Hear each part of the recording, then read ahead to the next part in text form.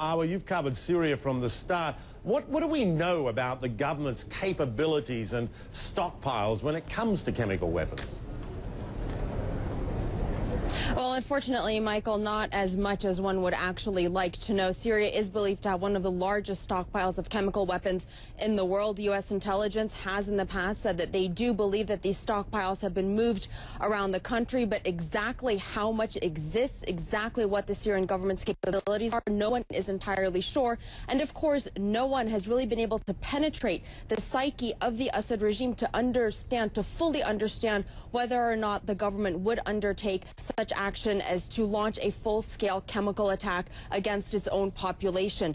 That being said, many opposition activists who we're talking to do believe that there will come a day when they are going to have to face that reality, and they are trying to prepare themselves as best they can. But realistically speaking, there's not a lot that can actually be done. All of this, of course, coming into sharper focus now that U.S. intelligence is assessing, and it's important to look at the language that they're using with varying degrees of certainty, that they do believe that such an attack has already taken place, albeit on a small scale. They do believe that the government has possibly used sarin gas at this stage against its own population in a few attacks, perhaps 3 to 4 of them, Michael. And you mentioned the wording being used by the United States and the West in general. Indeed, there will be plenty of let's say, skepticism in the Middle East and elsewhere when the West does talk of WMD because of what happened in Iraq. Is that a point of discussion there?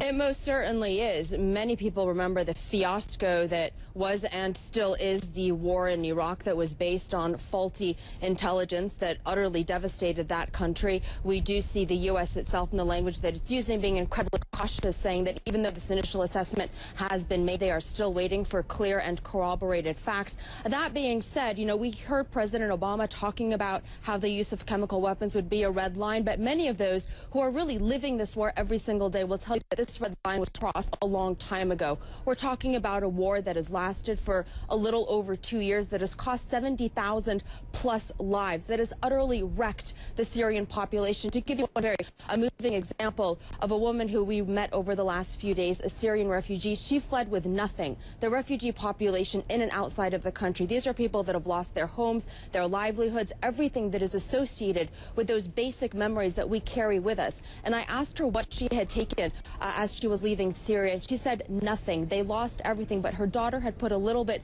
of dirt from Syria inside a plastic bag, and they carry that with them. So many people will tell you that now is the time to act. In fact, it was the time to take concrete action, whatever it may be, for the international community to truly come together and bring about an end to this war that is not only impacting and devastating Syria, but of course is going to have a spillover effect for the entire region. Yeah, and does already in many ways. And as you say, an entire society really ripped apart by all of this. I want to go back a little bit.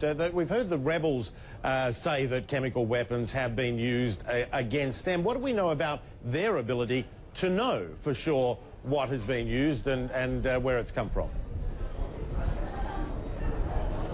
Well, we're hearing from the commanders of the Free Syrian Army that they most certainly do believe that chemical weapons have been used in a number of attacks in Homs, in the old city, a few months ago. Following that, an attack that took place in Aleppo, one on the outskirts of Damascus as well. The great concern, of course, is how to protect themselves and protect the population should a greater, larger scale attack take place. When we were in Aleppo in December, we spent